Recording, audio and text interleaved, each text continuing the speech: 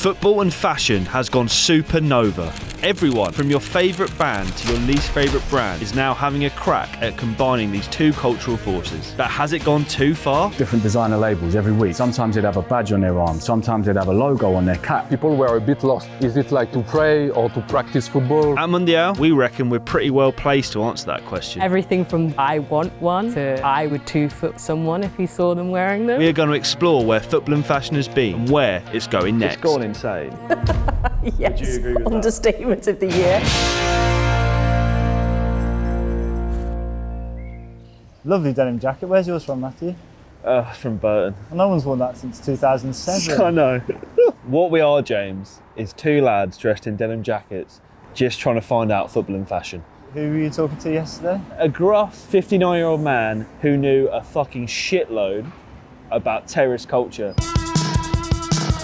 Yeah, so I wrote Casuals in 2002. The football casual was a working class football terrace fashion subculture which began in the late 70s. I was getting pissed off with just seeing all these things. Oh yeah, punk skinheads. You've either missed this out deliberately or you thought it was just people wearing tracksuits for a couple of years and it went away.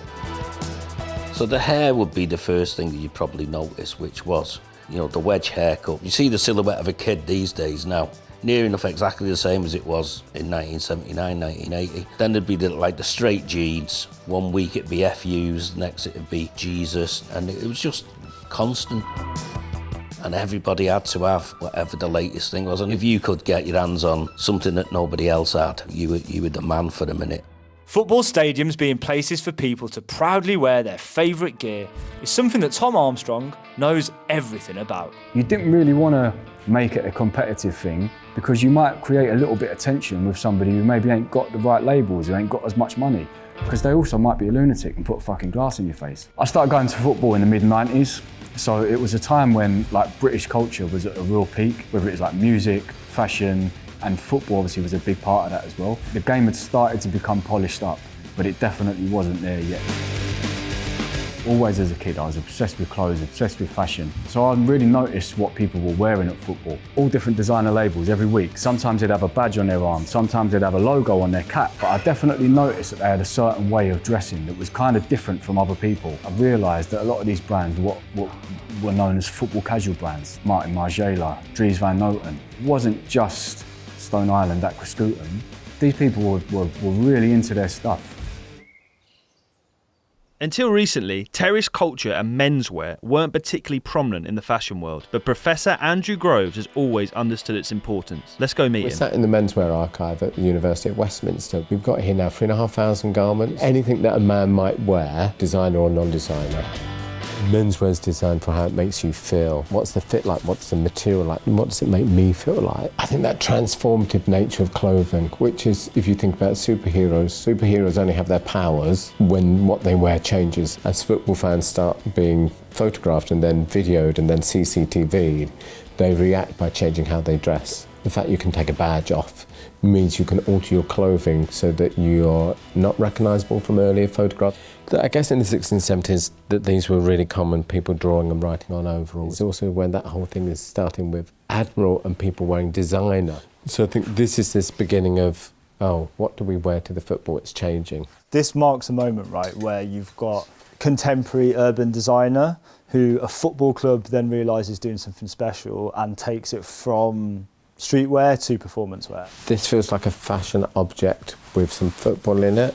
This feels like a football object with some fashion in it, and thinking about the relationship between those two things. And it's about understanding the essence of a brand or a team. But for me, it's interesting it's taken so long to get to where we are, and now where we are. Last season, it felt like Arsenal had a drop every week with a brand or a collab or a designer. How much has that changed what it means to be a football fan? Jacqui Mcassey is a senior lecturer at Liverpool School of Art and Design and the founder of Girlfans. She's been documenting what women wear at football matches for over a decade. I didn't anticipate the football shirt being so prominent. It's a relatively simple garment and shape. It's kind of ripe for political messaging, DIY, cut it up and kind of repurpose it. We've reached a really elegant point in some of the work. And then on the flip side, there are people cutting things up and playing with the silhouettes, you know? So it's really, really exciting, and I would say it's not going to stop. Jacqui's right, actually. There is lots of people doing cool stuff in the space. Ayesha Brown of Offside Outlet is one of them. To see the reaction that it's got has been super interesting. Everything from I want one, like how do I get one of this really cool bespoke piece, to a guy being like he would 2-foot someone if he saw them wearing them. We make garments primarily, but also dabble in footwear occasionally, doing things that are kind of upcycled, but also production runs of just things that take football out of the traditional space. We're very much kind of anti-traditionalists, thinking about what are the stories we're trying to tell when we're making those pieces as well. Ayesha first caught Mundial's eye by doing something very interesting with a pair of football boots in 2024. That one specifically was really interesting because you had a men's national team tournament and you also had a general election. The Adidas Predator was kind of having its moment of being a re-release, and shot my girlfriend Teddy wearing the shoes. So it kind of gave the vibe that it's like somebody in a polling booth. Whatever copy you would put on top of it, it was just a really interesting image. Most clubs are releasing 3 jerseys a year, you know, and then even lifestyle collections outside of that. So then you're going up to like 6, 7 jerseys that are coming out. But one thing I would say is that there's always a different way to do a different take on a jersey. And I think that's almost what makes it even more interesting, is when you do see people or things that are innovative within the jersey world specifically, it's like, okay, yeah, I wish I thought of that. Graphic designers and cool clubs in the big leagues doing interesting fashion stuff, it's all well and good. But how does that trickle down to the lower leagues? Hello, how you doing? Hello. You alright? I'm good, thank you. You? Yeah, I'm alright. Are sales good at the moment? Have they been increasing recently of March? Yeah, because it's visual, it's been off the roof, the sales, and that is our best seller last season, the graffiti. With a drab 1-1 draw playing out in the background, I can be forgiven for my mind wandering to questions like, what if Gosport did 10 collabs a season like Arsenal do? If Gosport offered something like that, then yeah, for sure, I'd definitely consider it. I mean, if we do 10, I think Phil would have a meltdown personally as the club shop. You know, I think he'd just about sell the shirts he's got, bless his heart.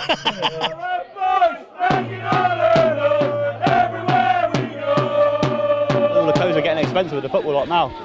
Everyone's wearing more expensive clothes. It's definitely having a clash and more of an effect on what brands and what people tend to wear, how they look. I think it's good for the actual club itself, but for individuals, it's a lot of money. If you like it, have shoes off. At the end of the day, it don't really matter what you wear, as long as you're supporting your team, that's all that matters. Amazing. The little club. What's that? Yate I'm supporting Yate Town.